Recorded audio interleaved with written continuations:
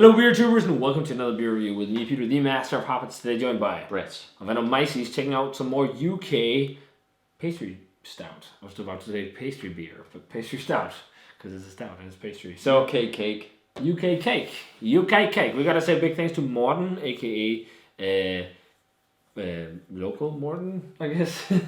Yeah. He's a local craft beer geek. I don't know why I was about to give him a nick. They could be local Morten. Local beer drinker. He's a follower of the channel. He was lucky enough to get a couple of cans of this, and he asked us if we wanted to buy a spare, and we did, so we could get to review it. And this is another stout from Raptor, and this is their newly released Abandoned Dragons. And we loved Centaur Army. Yeah. Fantastic.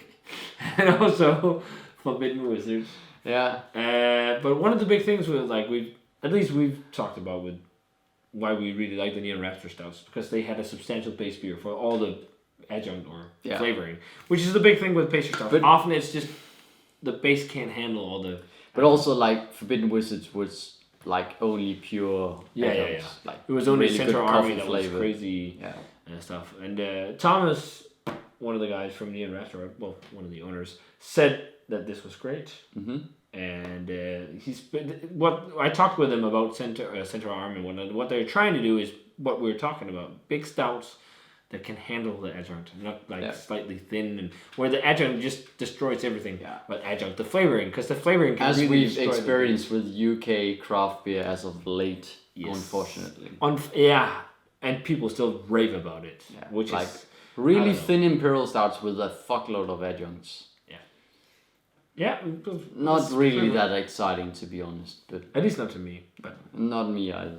But not to sound like dicks. No, but it's just like, what's the point of like making a really average base beer and just filling it with coconut flavor?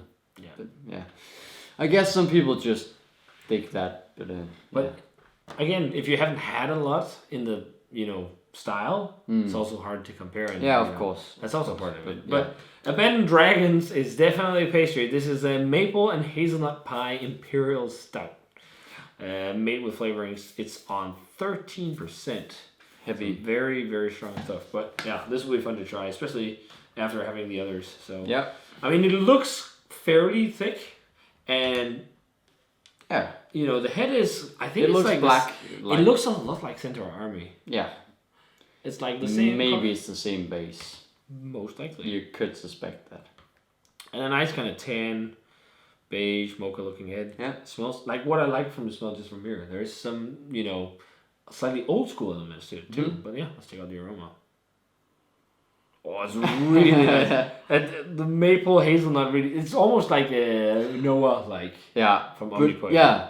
But with like a bit of like roast base beer heft. Yeah, I'm also getting some peanut butter on this one. Yeah, I'm getting a bit of maybe actually more peanut butter than actual hazelnut. So one thing I've gotten a couple of times with some of these nut flavored stouts, where it's not flavoring, but it's almost like popcorny. Yeah, caramelly like popcorny. Yeah, like buttered popcorn. Yeah. Just lightly, but it's got like a roast profile underneath. Like it smells like slightly old school. There's a little bit of umami, and like slightly charry maltiness. But the big thing is really like this hazelnutty, chocolatey maple syrup. I don't think like the fake kind of maple is huge. Too much. No. No, it's like sometimes some of those crazy maple ones where there's so much maple extract. It's like it's almost like spicy. Because apparently the maple flavor is made from something called fenugreek. And fenugreek in big amounts is actually quite spicy. Yeah. It doesn't have that. But I can't get over the get my head off like the popcorn thing. Sorry. To be honest. I said it. But it actually really smells of like caramelized buttered popcorn. Yeah. But that's the thing with these flavors too. When you put them in. Yeah. Yeah, let's try it. Let's taste it. Cheers. Thanks, Morten.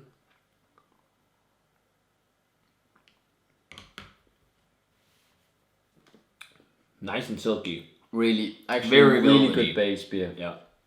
I mean, it's not as sludgy as some of the stuff we had, but what we've also had. I still think the mouthfeel is pretty big. I think it's definitely on the fuller side, and it's velvety and slick and creamy and velvety. Yeah, it a has bit of like hints of like classic British Imperial Stout. But that's like all the other near Raptor. Okay, now you really get like on the aftertaste for me like hazelnutty vibes. But what I really love about it, again, the base can definitely handle it. Yeah.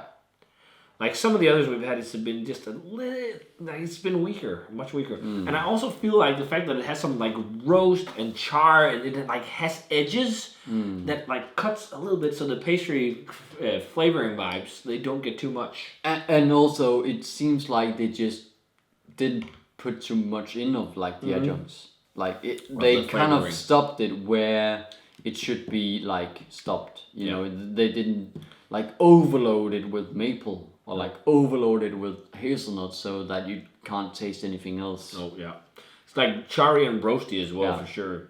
A little bit of warmth, but it's also 13%. Yeah, but I don't think it's boozy. It's just tells you like slightly it's a big stout, but and it's definitely like it is full bodied. Like it also does leave that sticky gloss on your lips. And it is on the sweet side, but not too sweet. Yeah, it is sweet. It is sweet, but yeah. It has this toastiness about it. Yeah.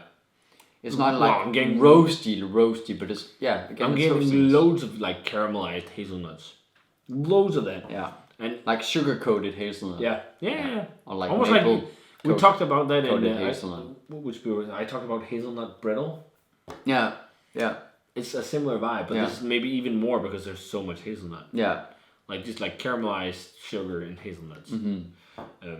I still get a bit of the popcorn, to be honest. Me too. I was about to mention there's a little bit of a popcorny thing, and I think that popcorn is from the flavoring. I don't think it's because it's got diacetyl or anything, because usually diacetyl doesn't taste like this intense. It's more of like an undertone of like a butterscotchy kind of vibe. Le Bois, it's a Danish candy. If you actually don't know what the flavor compound is tasting like, it tastes like Le Bois. I think it's I don't know if it's Danish per se, but it's made by Haribo, the German company, and I think it might be made for the Danish market. Yeah, I'm not entirely sure, but it's like these long hard candies, and the label is like worms or something. Or it looks like a worm. Yeah, and they're called Leberlauer. Kind of translate to like the hot worms or something like Leber is when something good looking worm. The foxy worms. Yeah, foxy worm. Something like that. And they're flavored with diacetyl flavoring. Yeah. Diacetyl is a flavor compound they put in. So if you've never tried the off flavor, you eat them. And that's it. It's like this butterscotchy caramel. So when you hear Danes talk about it often, they say, Le Bois, and people are like, what the fuck is that? Yeah. It's like, oh, it's a candy with diacetyl. Yeah. But I think it's definitely from one of the flavorings, because a stout like this would never have like diacetyl shine through it all, because the base beer and everything is just so crazy intense. Yeah. And I don't think it's too bad, because it's got like that, like it kind of goes together with this whole kind of almost like peanut buttery vibe there is about it too. There is like a slightly peanut buttery, slightly almost salty umami thing about it. Yeah. Yeah. But very nice and velvety. It's kind of like you did Omnipoyo's Noah, slightly sweeter and slightly bigger base. Yeah, and thicker base and with maple syrup. Yeah, I think. Yeah. It's a very similar beer. It's really nice though. Yeah. I'm thinking of 95. Yeah, I actually think I liked both of the... I think I liked Centaur Army the most still. Yeah, and also maybe like Forbidden Wizards a bit more than this, but I'll still give it like a small 95. Yeah, like 94, 95. Yeah. It's really nice. What is 96 for Forbidden Wizards? Like a 95, but I just think that one... Like I really enjoyed that really good classic base Imperial Stout, but with the coffee flavor. True. And I think also just like for Centaur Army, I just love the whole peanut butter thing. Yeah, peanut butter is amazing. I think that worked. Like, but this maybe also even better than this, but it's still really good. But they're doing it right in Neon Raptor because the base can hold its own. Yeah, and that's so important. There's so many pastry stuffs now where it's just like a fizzy thin base with flavor. And this isn't that. Which is great. Yeah. But that's how it is when a style gets really popular, it gets everywhere. I mean, bound to happen. Same like there's so many New England IPAs about now, and there's so many of them that are also very subpar from all kinds of breweries, like the Royal Unibrew, like the Danish gigantic brewery. There are gigantic. Well, they are quite big. Macro. Yeah. 7 million something barrels or liters per year. I can't remember, but they're New England IPAs, for example. You know. Tastes like they're brewed to a price, but it's bound to happen when something gets really popular at one point, especially now that craft beer has become so mainstream. You're bound to get examples that are not always as great. I guess you were before too, but 95. Very nice. So if you guys had a chance to try Neon Raptor's Abandoned Dragons, let us know what you thought of it. Thanks a ton to Morten for the beer. Thanks for letting us buy a can. That's very nice of you, because we wouldn't have gotten to try this otherwise, because it sold out like that. Yeah. Thomas was like, the Neon Raptor hype is real. It is. They make fantastic stouts. Please make more stouts, Neon Raptor. Yeah. That'd be great. And I would say, I think they can do even better than this with the base. I think this is a good base, but I think they can do even better. Yeah, I think so. I mean, this is a good sign of things to come. Yeah. It'll be fun to see where they're going to go. I'm looking forward to see more barrel-aged stuff. So, if you guys had it, let us know what you thought of it. As always, remember to comment, subscribe, check out the Facebook fan page, and Twitter and Instagram. Give this video a thumbs up if you enjoyed it, and we're going to say cheers. Cheers. And see you guys in another beer review.